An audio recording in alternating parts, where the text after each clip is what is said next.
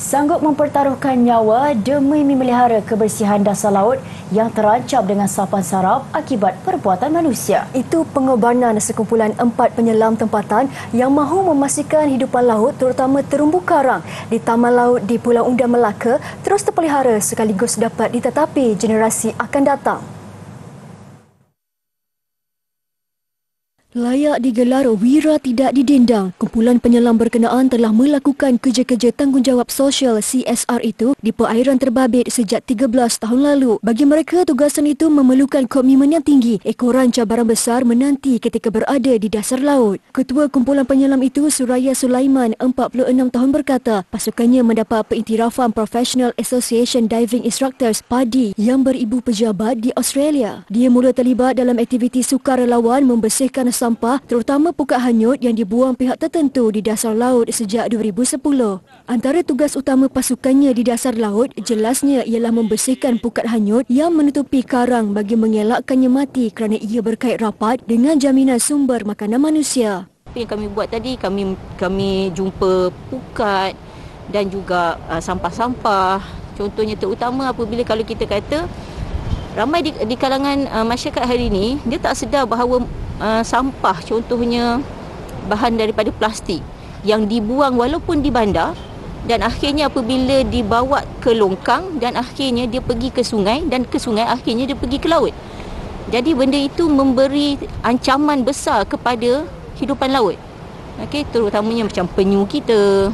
Okey, banyaklah haiwan-haiwan yang menyebabkan disebabkan kita ni kurang kesedaran dari menjaga kebersihan, menyebabkan ancaman kepada kita punya laut kita. Suraya berkata kemusnahan terumbu karang akan menjejaskan habitat ikan, ketam dan kerang sekaligus memutuskan rantaian makanan. Pegawai hal ehwal pelajar di sebuah institusi pengajian tinggi awam di Bangi, Selangor itu berharap semua pihak termasuk kerajaan dan badan bukan kerajaan memperhebatkan lagi program pembersihan pantai dan dasar laut. Ketika ini ujarnya, kerja-kerja pembersihan pantai tertumpu kepada gotong royong di darat semata-mata, sedangkan 70% daripada permukaan bumi adalah lautan yang perlu diberi perhatian. Rakannya Muhammad Nur Hamdi Abdul Azim, 47 tahun, tidak menafikan kerja-kerja sukarelawan yang dilakukan itu mempunyai risiko yang agak tinggi. Namun dia yang berpengalaman 23 tahun dalam aktiviti itu berkata, penyelam berdepan kemungkinan mati lemas jika tidak berkemahiran untuk melakukan pembersihan dasar laut. Dia ada bahagian-bahagian koral ni yang memang menyengat, yang bolehkan kita gatal dan terasa pedih. Yang itu memang memang kena pakai sarung tangan dan baju pun kena lengkap lah dengan lengan panjang.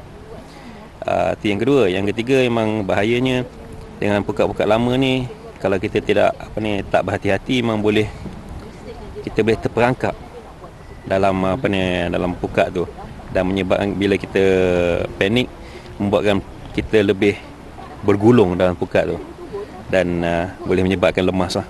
Muhammad Nur Hamdi yang bekerja sebagai jurulatih skuba berkata set kelengkapan asas bagi aktiviti sukarelawan itu berharga RM3,000 tidak termasuk kos lain seperti pengangkutan. Tambahnya tugas membersihkan pukat pada terumbu karang perlu dilakukan dengan pendekatan berbeza mengikut kawasan selaman, mengikut faktor suhu air, kedalaman dan arus. Apa yang paling penting tegasnya setiap penyelam tidak boleh panik berdepan situasi tidak dijangka.